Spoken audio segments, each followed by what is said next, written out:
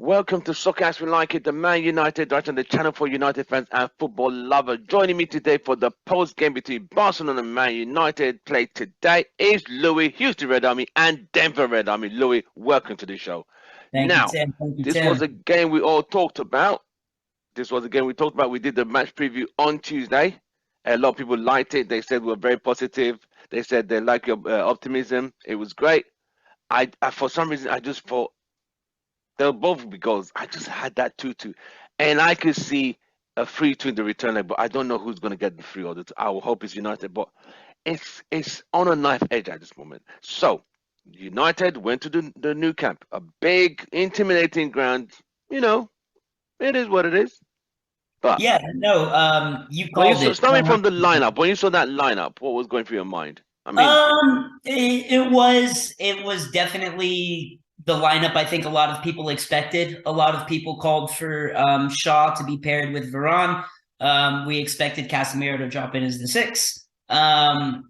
Where Ten Hag got it right, and I mean, again, absolute masterclass from him, because Barcelona were not prepared to deal with a physical Wout Weghorst as the number 10.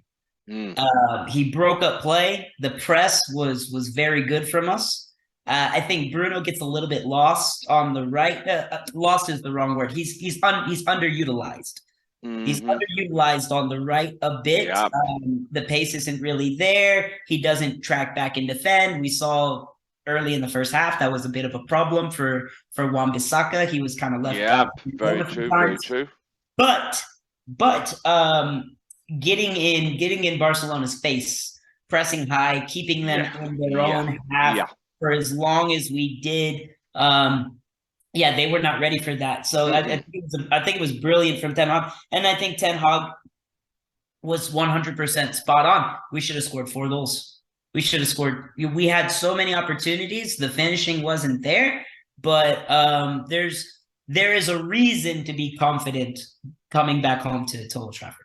So we could all agree this is not the Barcelona of old. This is not the tiki taka, the Iniesta, Xavi, Messi, where they pass you to death. That you'd be so tired, you'd like, just go, just Yeah, no, look, they struggled at long for long stints of time. It started off the first 5 minutes. United held the ball very, very well in the attacking third, in their half of the field.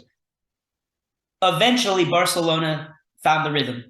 They had mm-hmm. about 20 minutes, 25 minutes Mm, where they were able to keep the ball. yep.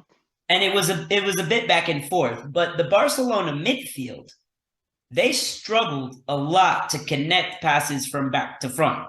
So Xavi used to, every ball was a forward pass, connecting on towards the front three's feet, breaking lines, playing through balls. De Jong failed to do that. You know what I mean? I'm not saying he had a bad game, Right. but where they've relied in La Liga Mm, over the course of the season, mm, they couldn't do it against the Manchester United. I think their right. midfield suffered.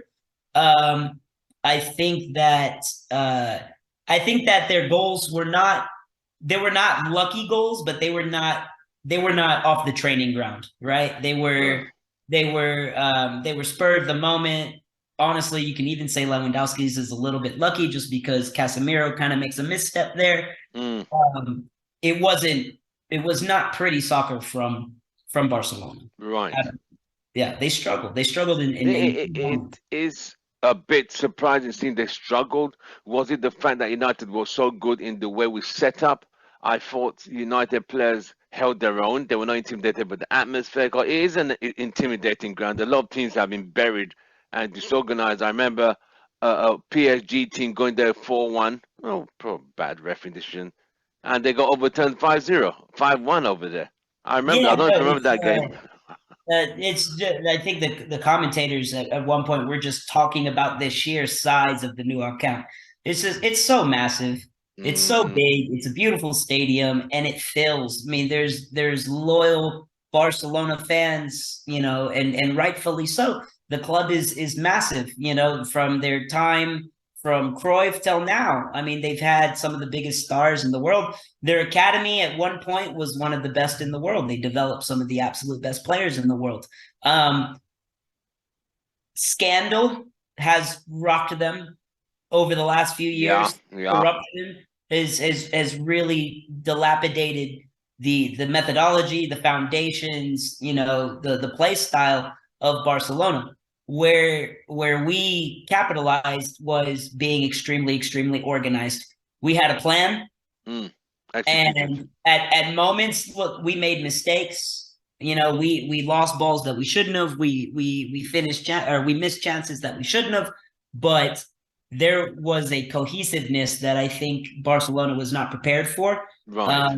And I think they do kind of. I think they relied very much on the fact that they were at home. I think they relied very much on the fact that when it comes to calls from the ref, they're used to getting their way. Oh, 100%. And you can see it today. This referee was shambolic. And frankly, and we will get into this deeply, I'm sure. But the fact that Ten Hag gets a yellow card and Xavi is allowed to go towards the ref after the game and get in his face is a very, very clear indication of what teams can expect at the new camp. It is beneath Xavi to act like that. A coach and a player that I have massive amounts of respect for.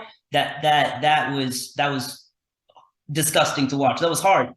That was hard, man. Look, maybe it was a handball, maybe it wasn't. Whatever. It was definitely a red card on Rashford, and he wasn't saying nothing then.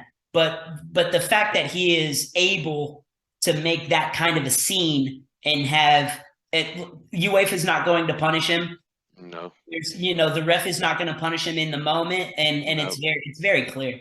It's very clear and very unfortunate. Luckily for us, the return leg is at Old Trafford. Now we've had bad reffing at Old Trafford. I'm not saying that it only happens in the Liga. Especially against the Spanish sides too. Yeah. However, there is something to be said about the calls that Barcelona receive in their own stadium. And I think they're going to struggle. I think they're going to struggle a bit. Right. Okay. So United conceded the first goal. David Guerra beaten in the near post. Would you say lack of marking? It wasn't a difficult pass. It wasn't a difficult opportunity, but it was a breakdown in the defense on the back post. We're talking about the first goal, right? Yeah. So it's a little chip over the top. Yeah. I believe Fred and Wan-Bissaka are there, correct? Yep. Wan-Bissaka kind of like makes a motion with his head, but he just completely misses it, and it's just bad technique. Those were the moments we spoke at midweek where I said you have to clean up the technical mistakes. You said that. You did mention that. You know what I mean? And those are the moments where a team like Barcelona will capitalize on. They're waiting for you to mess up. And luckily for us, we didn't have too many mistakes in the box. Not really. No mistakes. I mean, there were like defensive lapses. Yeah, exactly. It was very clear that the mistakes that we made were capitalized on. It was poor marking on the back post. It's a poor attempt to head the ball away, and he scores. Right. Casemiro is like one or two steps off of Lewandowski. I'm not sure why he pulls up, why he stops. Right. I don't know what he saw. Well, you're talking about the second goal with Rafinha. That ball comes in, and it's just it's a defensive mistake. It's a singular moment. But it's netted by Lewandowski. It's a player who, can score 5 goals in 9 minutes. Don't give him that opportunity. However, you look at just the overall subs, Barcelona made 5. We made 1 because we didn't have the depth. You take it back to Old Trafford, and Martinez is back. And you have more options. Maybe Anthony will be back. Maybe Martial will be back. And Sabitzer is back. Maybe Phil Jones will be back. Superman, dude. Superman. You never know. But that's what I'm saying. He's still an EPL League title winner, so give him respect. We had 11. We had 11 players. No, excuse me. We had 10 players go 90 minutes at the new account after going 3.5 games, or sorry, 3.5 days between games on average, with injuries, with suspensions, and we got a 2-2 draw. Right. So I think that was a good result. I don't want us to get too carried away because 100% it's it still was a any positive result. like I said in the beginning, the away goals don't count. So it's like, well, we scored two Right. away goals. It's nothing. I had to remind some people like, oh, we got 2 away goals. I said that rule has been changed. Yeah, I had to remind a few Now people. this you could call this 2-2, 0-0. It doesn't. It is what it is. It's It's 0-0 level back playing home. field. Yeah. It's 0-0 back home. Winner I will takes it say all. this though, and I'm going to harp on it. The last 30 minutes of the game, Barcelona should have been playing with 10 men. They should have been playing with 10 men. Yeah. I don't even think it was a PK. I think it was outside of the box, but it was a clear denial of a goal scoring opportunity. It was a clear foul, and it should have been a red card. The fact that United get a foul less than 60 seconds on the other side of the field, and Casemiro is punished, former Real Madrid star in Barcelona. It's bias. It's clear bias. Of course, there's a bias between him and Varane. Yeah, of course there is. It's clear. Those kind of moments for a fan base, it's heartbreaking. Yes, you can only imagine how the players feel, because they would have felt that they deserved to win. Now, was it a missed handball in the box? Maybe. But I have to believe that the way that we played, building through the thirds, connecting the through balls, switching the point of attack, creating the goals that we created against 10 men for 30 minutes. Right. Even if they got a PK and got another goal, we walk out of that game with a win. I agree. So now that United have got a 2-2, Rashford scored a beautiful goal, very tight angle. Was that poor goalkeeping because it beat him at his near post? A good pass from Fred. It's poor goalkeeping, but it was a good attempt. It was a good attempt. It's those last ditch efforts that we miss so much. Rashford was about to be out of bounds. He could have pulled up, saved himself from falling over, prevented any possible injury, prevented going over the line behind the goal. But no, he's stuck with the ball. He's full speed, and he hits it as hard as he can. And low. He's rewarded. Those are the moments that make differences in football games. Yeah. It was a good pass. Did you think the pass was good from Fred? It was a good pass. Yeah, look, technique is crucial. Tactics are extremely important, but I always tell my players, I said, the hardest working team wins. The hardest working team wins. You don't give up. You don't let loose balls go out if you have a chance to win it. You don't pull up because you think there might be contact. No, you give it everything. Right. And Rashford is, there's a lot of talk about, is he the next English player to win a Ballon d'Or in a year or 2 years' time? It's extremely possible because of the change in attitude, the professionalism, the work rate. It's extremely possible for a player who is doing so well, if he continues in this fashion, to be rewarded. And United reap the benefits. Right. So it's the game is still at a knife edge. There's no winner or loser in this game. Yes, it goes to Old Trafford. Like I said, I spoke to people there. I did a survey. Is this it for United? Can they win this? Yeah, we will say that. We are positive. We expect it. We have to be optimistic after result 2-2. But I always say this. When it comes to those Spanish teams, when there's so much, I don't know what they do, but they always find something and somewhere to pull something out of the bag. You see what I mean? If it's not Sevilla, it's Real Madrid. They will take a pounding, and it'll be one tactical genius move from one midfielder. Because it's like I've played this game so many times in my mind, like we will be happy also home. They always come there and do something, and like, how the hell? You see what I mean? So I'm hoping, like I said, that's why I titled it, "Can United Break the Spanish Curse?" on our last chat. And people say, oh, we've broken this today. No, we haven't. Oh yeah, no, nothing's been broken today. Yeah, a curse is broken by wins. And you qualify to the did next we day. That fully you put them deserve? aside. Yeah, did we fully deserve a win? Sure, we did, but you don't always get what you deserve in this game. No, You you don't. take it, No, and you don't. that has been a cornerstone of Barcelona culture for a long time. They don't rest. They don't sit back. They try to find those magical moments. I mean, this is what we expected through the height of the Messi Cristiano era, right? These were players that they scored 90-minute goals, stoppage time goals, Oh yeah. creative goals, Right. goals that you would have never thought possible because They don't stop. They just keep this coming is and coming and this coming. is the type of culture that they have built. Now it's not the old Barcelona. It's not the best Barcelona, but I mean the remnants still remain, right? The history, the culture, it still remains. And this is the top side in La Liga. Now La Liga is horrible, but it's still the top team. Yeah. You cannot, and we said it the last time we spoke. You cannot, and I think United at this point in time will not underestimate Barcelona. Hell no. Um, Hell to the no. I know, like we said, this is not the greatest Barcelona side.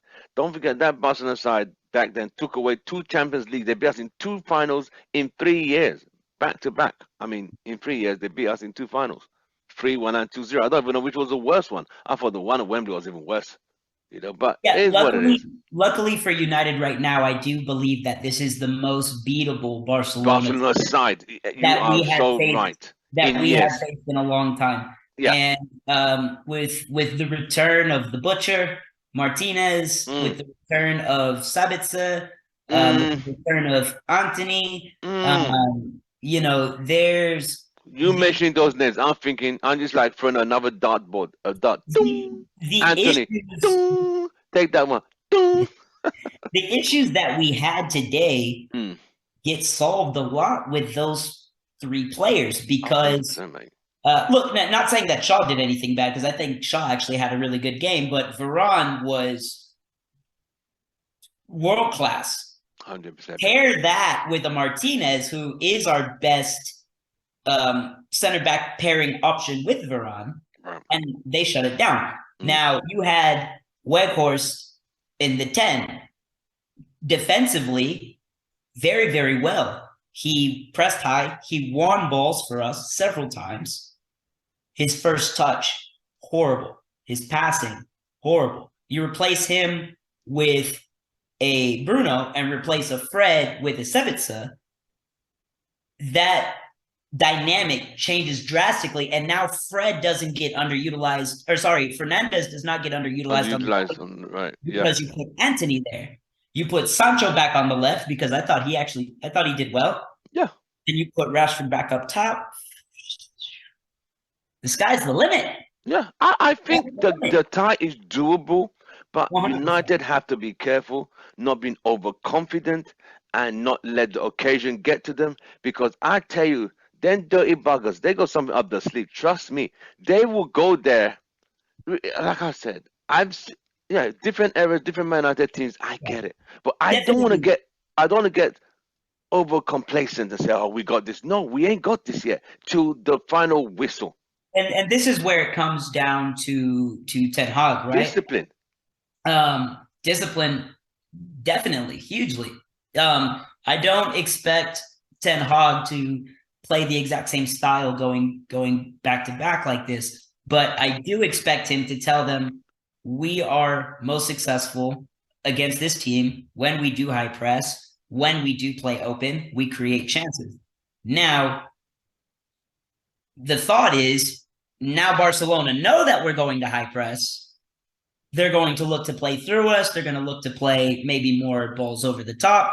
So that's where you tell Martinez, Casemiro, Varane, you guys have to be organized. You have to be on point. You guys, you have to be the core of what is going to be the second leg. Right. If we shore that up, spine, they got to get it. They really have. They got to take the chances. They got to Stop, because one thing I realized when we lost that last game to Atletico Madrid in the, were we in Champions League last season? No, Europa League, wasn't it? When we lost 1-0 away, lost 1-0 at home, we thought, oh, we could come Yeah. back. Yeah. Them guys, we were supposed to be given a free kick on their side, a bad foul. The ref didn't call it. United fans were tracing the referee. These guys carried on.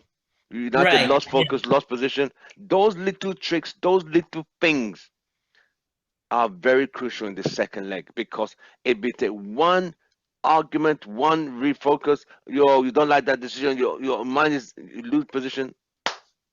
And it Next comes issue. back again to really understanding your opponent and the Mm, preparation. mm, Atletico Madrid are counter-attacking side. That's how they score goals. They sit mm, in with Simone, they sit in, low block, and they hit you on the break. If you turn to scream to the ref, they're gonna hit you on the break. mm, Barcelona, high possession, and they like to capitalize on mistakes, mm. right? They find mistakes. They're very patient in keeping the ball. They find the mistake and then they bounce. You can't have those mistakes, not to. And it was said earlier today, how many goals are we going to give up in the first 5 minutes of the second half? When you come out after the break, you have to come out. All the gears have to be Mm, working. mm, You can't capitulate. You can't rest. You can't go on the back foot even for 5 minutes, right. because then they find a little chip and that's it. And it's clearly what happened in the first goal. In the second goal, it's very, very unlike Casemiro, but he's human. He makes a misstep and it's a goal. You can't have those mistakes No, we against can't. We Barcelona. can't You afford to know, have those, you because can't. within You a really blink of an can't. eye, the ref will be blowing full time whistle. Like, already? Is that it? Oh yeah, that is it. You're I done till next mean, season, mate. and you're absolutely you were absolutely right when you said second leg. We don't want to take this to extra time. We don't want Mm-mm, to take this to mm-mm, PKs, because our I mean mm-mm, our schedule is as packed as it is, and we have a mm-mm, cup final mm, right after this leg. So mm. you have to, for 90 minutes, you have to switch on as best as you possibly 100%, mate. There's can. no other You have way. to be organized, you have to be prepared, and you have to stick to Ten Hag's plan. And luckily, I mean, we're at a moment where I think 99% of Manchester United fans trust in Ten Hag and his tactics and his ability to read and understand the game. So it's nice, and I think it's right for the fan base to be confident, but it's on the players to carry that professionalism and see the job done. Right, right. So, also, on a scale of 1 to 10, what are you giving the team performance today? I'd give it a 7, I above think average. I think there was definitely some above average performances, especially Varane, Casemiro, De Gea. I thought played extremely well. I thought Rashford did well. Wan-Bissaka, average. Very, very good moments, especially defensively. Some very, very poor moments going forward, losing the ball in moments where he didn't really have to. Fred, probably the same way. About average. Didn't make any crucial mistakes. Fred, unless you count the first goal, I kind of blame it on Wan-Bissaka. You could blame it on Fred as well. Yeah, It depends on who you blame. it is what it is, Um, mate. It is what it is. I don't think Fred made any crucial mistakes, but he did win the ball a few times for us. Weghorst, for an average soccer player, I thought had a above average performance He for got slaughtered by a lot of fans in the first half. I saw a lot Say of that again. fans. I saw a lot of fans slaughtering him, calling out this guy's rubbish. He can't That's do football. because But that's because a lot of fans don't understand football, Tim. That's what that is. You have a striker who is uh he has to he is an average striker. He's not a world-class striker. We know this already. it's not Lewandowski. He's not Lewandowski. He's big, short, but he's not fast. He's not gonna score you screamers. Should he have scored his one-on-one against the keeper? 100%. 100% he should have. Should have.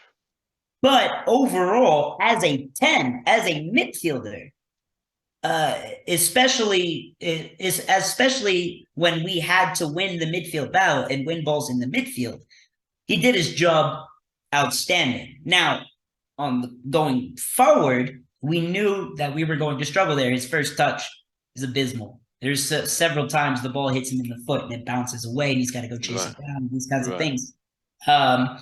But his ability to steal a ball, turn, drop it to Fred there in the midfield, drop it to Casemiro there, and then try to create space. Did it well. He did it well. He did a good job for us. Sancho, again, I thought did well. I was surprised when Ten Hag took him off, because I kind of thought at that point in time we were in their half a lot. We were pressing. I thought we were going to try to look for another goal. So when Garnacho came on, I thought Weghorst was going to go off. Bruno back into the midfield. He played it a little bit differently. He decided to leave him there. I don't think it was a bad decision. It's not the decision I would have made. Right. But I mean, job done. I mean, essentially, right? And again, and Ten Hag said it should have been a red card. It should have been. But with the refereeing decision, I mean, we as United fans, we are quite disappointed of the abysmal, shambolic, diabolical performance from that ref. What would you grade the ref today? What would I grade the ref? Yeah. Ask me again after we check his bank account. I want to see what's going on with this investment. How many euros are in there? Well, look, man, and again, it's social media, it's the fans, it's this kind of thing. But when you have a club that just announced they're being investigated for allegations to paying referees, and then you have a performance like that, I mean, if the shoe fits, if the kettle is black, I mean, come on. If it's a duck, if it looks like a duck. And one of my colleagues from back in Houston was texting me today, and he was like, "Oh, the ref missed handballs against United." And I said, he's a Barcelona fan, right? He's like, the ref missed handballs. I was like, you're probably right. I think he probably did miss handballs. I think that for the most part, in the first half, I think we got one foul call against Barcelona for us. I think we got one in the first half. Second half, it's kind of what you expect, right? It gets a little bit more chippy, gets a little bit more physical. But why is Casemiro getting a yellow card? Why? There was no reason. Why is Rashford shove not a foul, not a red card, but the one against was it Gavi in the other side? Why is that one a foul? This is the inconsistency of these referees. They, like I said, it's not easy to be a ref. It's not. I get it. I do get it. It's an incredibly difficult job, but you have tools. To be consistent. That's all I said. Just be consistent with your decision. If it's a potential red card, you have VAR. If you're not sure, you have ARs. If you're still not sure, you have a fourth official on the sideline. You have tools. But to say that one was not a foul and the other was, it's incredibly suspicious given the allegations. But if you take that away, it's just bad refereeing. It is very bad refereeing. I thought the referee was abysmal. It was atrocious, and it destroyed the game. And this is where an organization like UEFA, and they'll never do this because they have no integrity, the organization is never going to reverse a call, right? And I agree, they shouldn't. They should not reverse calls. So I'm not saying that, they should review and maybe give that player a red card against Rashford so we can't play in the next game. That's not what I'm saying. But what they should be able to do is go and review those calls and go to the ref and say, ref, if you want to be given more games, if you don't want to be sanctioned as a referee, referees should be able to be sanctioned. Of course. if you have an abysmal performance, they say, hey man, we're gonna fine you for this. Hey man, you don't get to ref in this tournament for the rest of the season. You can ref domestic tournaments, you can ref X, Y, and Z, but you can't ref Europa League until next season. Right. I agree. And, I think and then in that time, if they want to say there's a referee educator course in Madrid next week, like the defense driving kind of free. It's all free. We got your hotel. Go check it out, homie. That's all you. Right. You know what I mean? I agree with you. I honestly agree. Hold referees bad decisions accountable. People say that refs get the worst of it, but what from a fan perspective is they're never being held to account. Yes. So they're never being held to account. It's like, it's like it's like police brutality, right? If nothing ever happens to the cop, then of course it's always going to be body cam videos and allegations and white t-shirts, right? Like we have to make changes to make it better. 100%. You're not saying that the ref is a villain or he's a bad person, but he's out here making crucial mistakes that affect not a game, but a whole tournament. It affects the whole tournament. You saw the situation midweek of the referees in UK, the Premier League, apologizing for 2 wrong calls they made to Arsenal and Brighton. And Arteta said, oh, I don't want to apologize. I want the 2 points back. I said, that would be nice, but then, and in the midst of that, they played our noisy neighbours, who a lot of United fans were cheering on. The fact of the matter, we're quickly just going to digress a bit. The fact of the matter that more United fans were cheering City is the fact they said, in their words, they can't stand Arsenal fans. The Arsenal fans just get on everybody's nerves. Yeah. So they want to see them laugh. They want to see them lose and win nothing at the end of the season. They rather see City win the league title than Arsenal.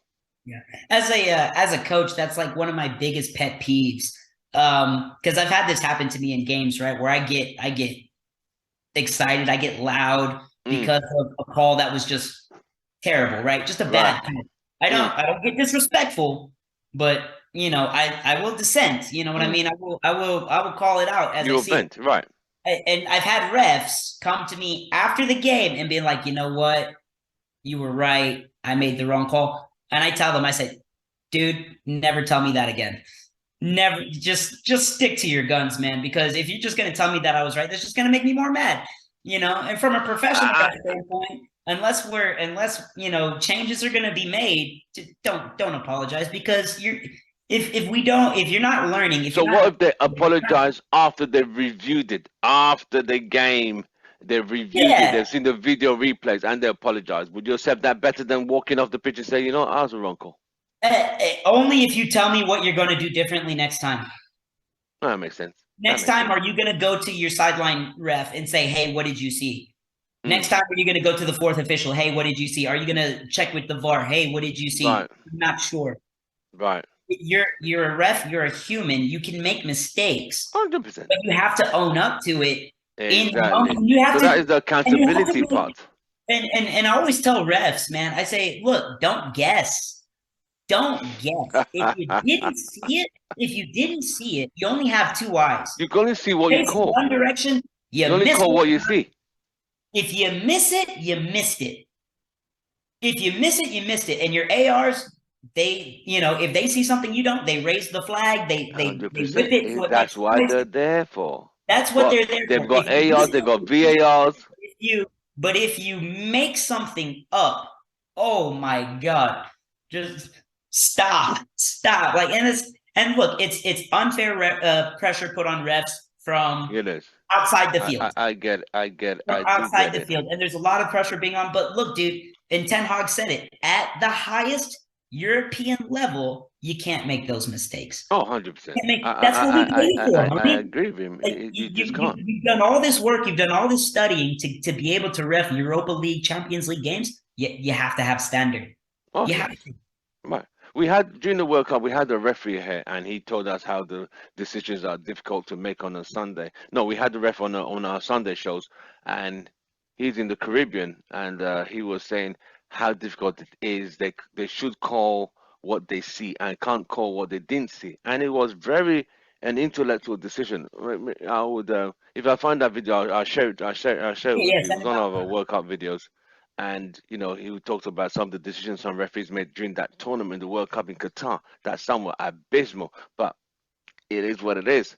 So the ref today was poor. We understand that, Yep. but we can't go into next week. Yep. We have to do our part. Yep. We have to do our part.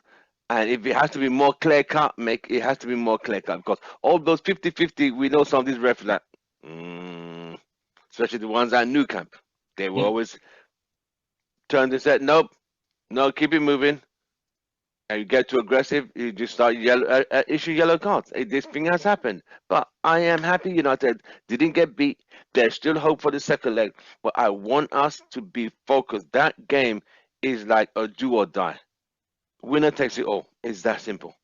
You win, you go into Europa round of 16 or round of 16. If you don't, see you next year. It's done. Where I think we're at right now, as a club, is if you beat Barcelona and you make it through, maybe you don't win it all, but you can hold your head up high and say, You went toe to toe. We beat the best team probably in the competition. They're favorites in a lot of polls. A lot of people look at the other team. If you look at the performance from Juventus today, it was abysmal. And it ended 1-1 against Nantes. Like, you look at that team had so far. I mean, yeah, I mean, you look Juventus at have their own something issues. That is a discussion for another day. Yeah, I'm not saying that, that all the teams are trash. There's talent there. But Barcelona, when they got dropped down, were already heavy favorites to win. So if you beat this team, you can say, look, man, this is progress. This is, and I keep saying it, compare it to where we were 6 months ago. Oh yeah. This is a ridiculously different United side. 100%.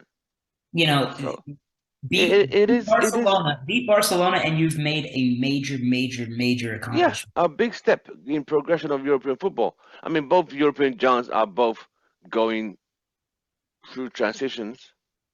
Back in 1984, as a kid, in a very good Barcelona side, which had Maradona, they won the first leg in Spain 2-0. United came back to Old Trafford to win the game 3-0. Captain Brian Robson led, scoring 2 goals, inspired that side, and they got to the semi-finals and lost to a very good world-class Juventus side. And this guy is joining us now when we're about to round up. How very convenient. Who's that over there? Is he gonna pop up? Right. So I mean, overall, I think, like I said, if we beat Barcelona, that is major groundbreaking steps in terms of where we are and where we're going in terms of progression under Ten Hag, which will be a very, very good.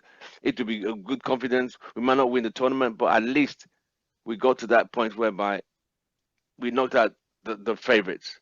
Because it seems the groups, the teams in this here are literally stronger than the ones that didn't need to qualify in this group.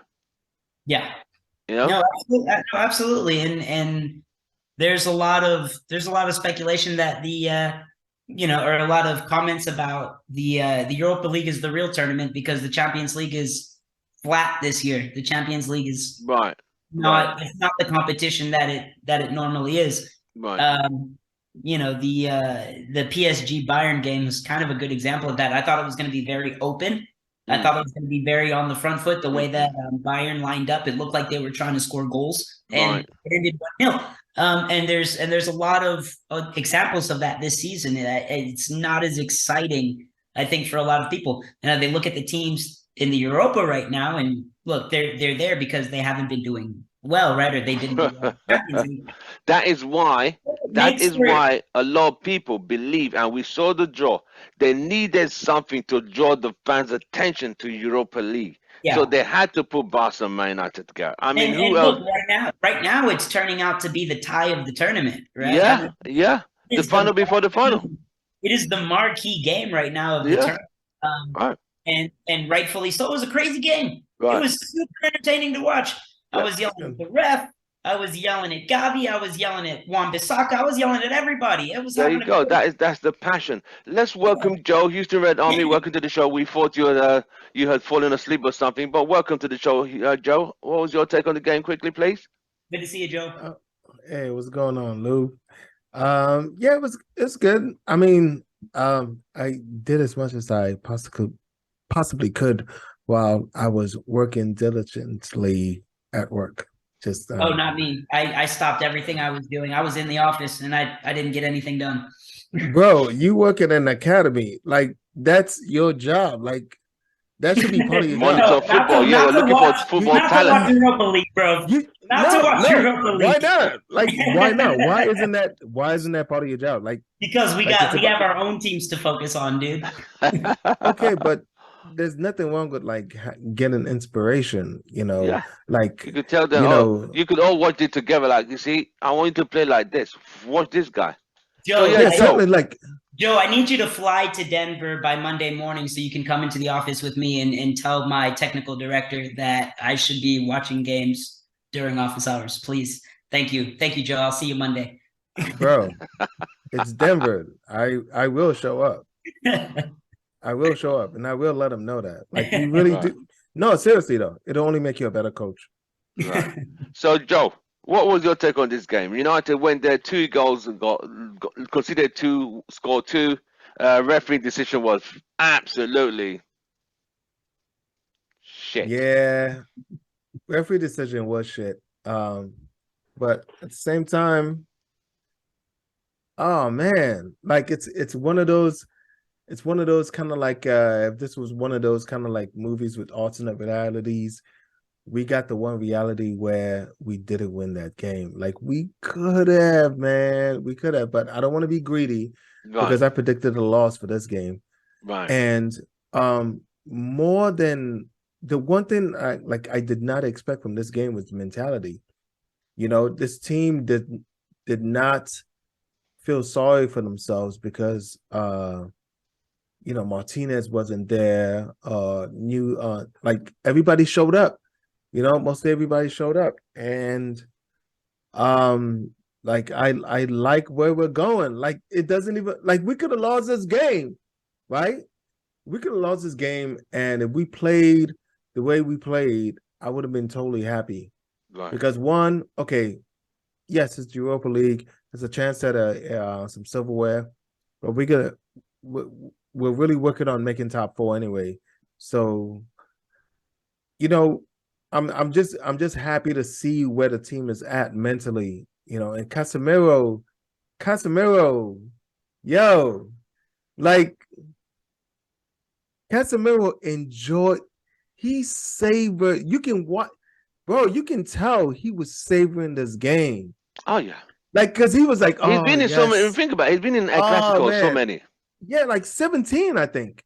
Yeah, 17 El Clasico. Like, yo, like there's that one like little clip that's going around on the internet, on Twitter at least, which is the internet, of course, right? And he's at the corner flag, right? He just finished kicking the ball out. Right? He just waits. He just looks at the kid. He just looks at him, he just bumps into him. Yo, man, that's right there. That's Real Madrid energy. Like, I'm not even gonna count that, but he's taking that. He's like, yo, I'm taking all of that. Not putting it on this badge right here. Right. So when I move, I'm moving with this same energy right here. Right. Don't let the badge fool you. I am moving with the same energy. Right. And I love it. I loved it. I loved every second of it, man. It's a great game. Yeah, I think real quick, if you enjoyed Casemiro in this game as much as I did, wait till he gets back to Old Trafford. Right, I know, right? He wants to win. It's going to be fire. Oh, yeah. Is this tie over, Joe? Are you a bit skeptical because there's no more away goals? There's no more away goals anymore. That would have been a great result. But now that would have been an amazing result. That would have been an amazing result. But now it's winner takes it all at Old Trafford. It's simple. It's simple. It's that simple. I mean, yeah, that's the one thing that makes me a little nervous. Because we've been down this road before, We whereby have. we've got a good result in Spain, come to Old Trafford. These cheats find one trick and one way to get a result. Our inability to see that game off is the reason why I have my doubts. Right. Because if we had seen that game off at 2-1, then I would feel like 100% more confident about, oh yeah, this is us. We're gonna finish this because we're gonna be doing it with Martinez. You know, we know these guys not gonna be scoring goals left and right. We're gonna be doing it with Martinez and center back. So Luke Shaw's gonna be out on the left, right? So even if fucking Dembele comes back, right? Which is he gonna be back for the next one? He's questionable still. There's no guarantee that he comes back. Even if he came back, you know what? I mean, it is what it is. Dembele, he's that dude. You know, on his day, he's that dude. I don't think we currently have anybody on the left side that can really hold that guy on his day. I think we're better able to mitigate that with Shaw than Malacia. To your point, Tim, though, I think that the fact that there is no away goal rule, I think that bodes better for us going. No, yeah, because we know we had to go all out and win. There's no two ways. I think that, look, the pressure that we put on Barcelona today, that they lost a lot of balls trying to build out of the back that resulted in throw-ins for us. Or that resulted in turnovers for us because we got in their face. Wow, Weghorst pushed up. Rashford was fiery, going after the keeper, going after the center backs. That doesn't happen if we have the advantage. I think going back. Oh, right. If we had like a 1 goal or a 2 goal up advantage, yeah, we could play a little bit more conservatively, and I wouldn't be as nervous. But if we were just had a goal differential advantage and we went back to Old Trafford, not saying that Ten Hag would do this because we don't know what Ten Hag would do for United in this moment because we haven't been here before yet, right? Right. But what we've typically done in our history when we have advantages like these is to play more conservatively, play a little bit lower block, maybe even go with a double pivot in the middle, you know, or these kinds of things. And Barcelona, they would be licking their chops, ready to go firing out of the gate at a team like that, right? So I think we're forced to play open. I think we're forced to go forward, and I think it's going to favor us more at home playing that style. That would be great. I want to ask you both a question. The United's target, Frankie de Jong. What was your take on him today, Louis? The midfield struggled for Barcelona. I don't think that he made crucial mistakes, but I mean, they lost balls there that they normally don't. He was a bit quiet, if you ask me, in a lot of regards. I know that Ten Hag still is interested in him. Look, he's a great player. One game does not negate his talent and his skill. But this is the first time United players are actually seeing him play because they have to watch him because. Right. Yeah. And honestly, I think it just goes towards us more as a confidence builder to be like, look, man, this guy thought that we weren't worth it, and now we come into his house and we push him around.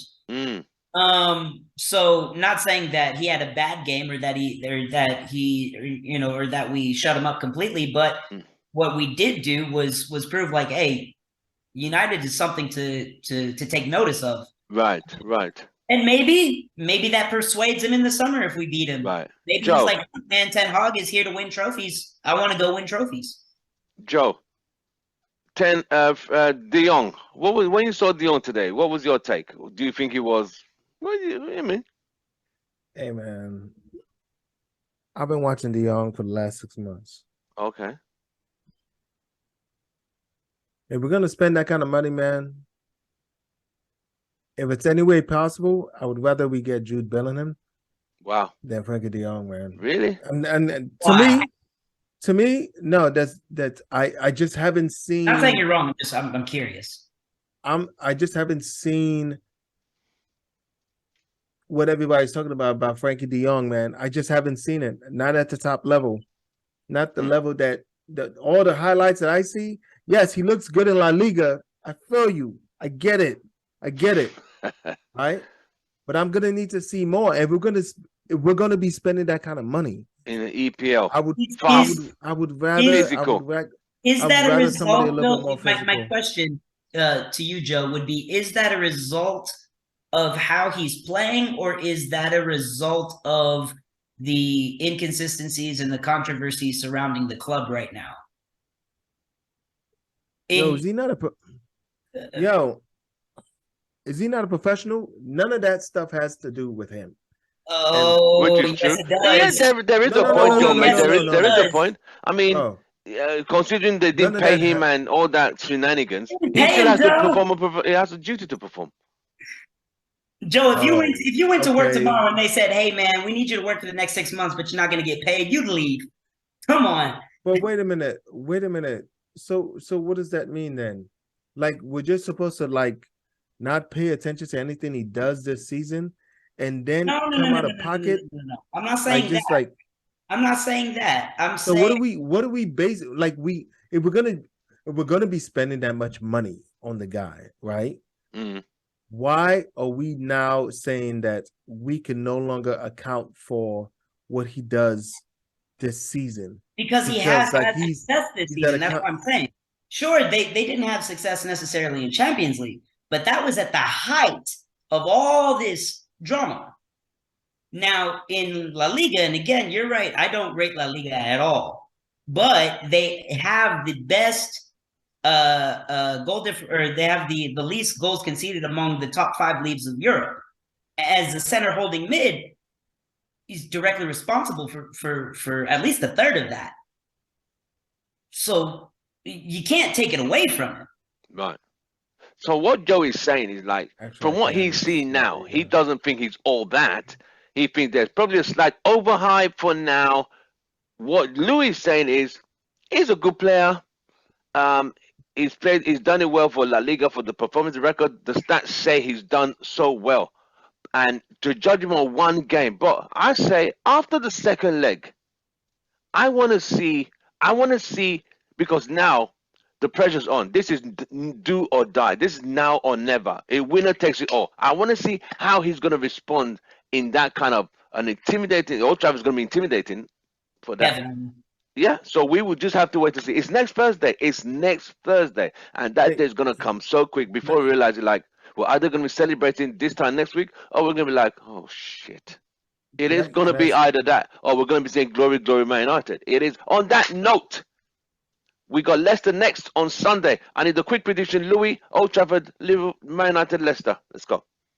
Leicester, I'll give a quick. Leicester scored 4 in the last 2 games. They're on a roll. They have scored 4 in their last 2 games, and I am. It really depends on the 11 that Ten Hag picked, right? So you're preparing for a return leg from Barcelona a few days later. Do you start a Maguire Lindelof? Do you start? You know what I mean? Do you start a Garnacho and give Sancho the rest? You know, do you start Weghorst and give Rashford a rest? You know, there's a lot of ifs in there right now. What I would like to say is, based on the way that we've been playing and the success that we've been having, and where Leicester sit right now, I could see us getting away with a 1-0 or a 2-1 win. Okay. But it depends on the rotation. It really depends on the rotation.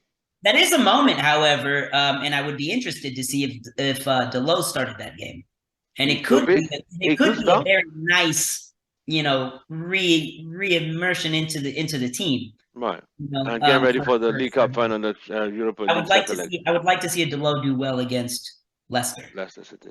Joe, Leicester Man United Sunday. I definitely like the idea of Deleuze coming in that game. As far as the rest of the team, center backs, I would say, considering Martinez didn't play this last game, I would say maybe a Martinez-Maguire combination, with probably Malacia is probably going to be on the left. Up front, definitely Weghorst is going to be playing up top. I see giving Sancho a little bit more, if a little bit more time. If he was deciding to rest Sancho, right, then definitely Garnacho on the left is going to be get some playing time. Shoot, man, I would like to see. He's probably not going to go too far, so I wouldn't imagine seeing any more academy players anywhere else. I don't imagine seeing Palestri, not Palestri, Alanga starting, or Palestri probably won't play. He's not an academy player, but do you bring in an Iqbal into that game? I think he should have a place on the bench. No, you say no, like not like bench, at all, like not starting, but like at all. On the bench once, and that's another thing. Ten Hag is not the type that's going to keep the main squad. He wants to see games off first, which is the opposite of Ole, right? Ole likes to play the B squad and then have to bring in the big gunners. I think he's gonna try to see the game off first and then substitute a bunch of people. So because Leicester City's gonna come out, they're gonna come at us like of course quick. Yeah, remember they haven't played the game this week, so they're fresher. Yeah, and they'll be ready. They got to match us. They're gonna come at us, man. So we're gonna be ready. They're gonna come at us. We have to be ready. King Power, correct? Say what? No, it's Old Trafford. Oh, it's at Old Trafford. Yeah. Okay. Yeah. Even that. Well, that's better for us, but yeah, we won the first match 1-0. Sancho.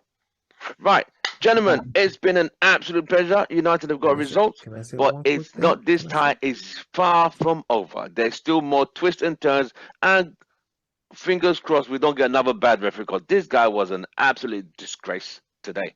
But this is football, and this is European football. Considering you've just heard all the scandals and skeletons of Barcelona, what they did with refereeing, it is what it is. Joe, thank you for joining us. We'll let you go. We'll catch up with you on Sunday. Louis, thank you very much. Denver, Houston Red Army combined, thank you for joining us today. Don't forget to like, share, subscribe. We shall see you next Sunday. Don't forget to follow us on Spotify, and you could just drive your car and click on Spotify and hear and listen to our podcast. I'll see you guys on the next one. Don't forget to take care and have a great week. Thank you, Tim. All right.